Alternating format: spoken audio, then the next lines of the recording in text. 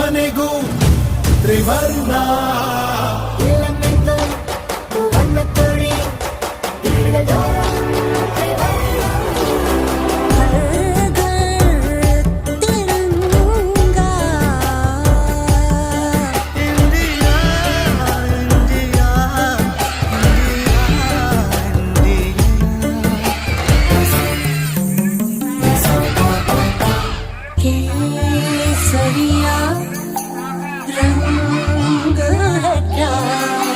ये रंग मेरी शक्ति का है, ये रंग मेरी ताकत का है, ये रंग देश के माथे पे सजा।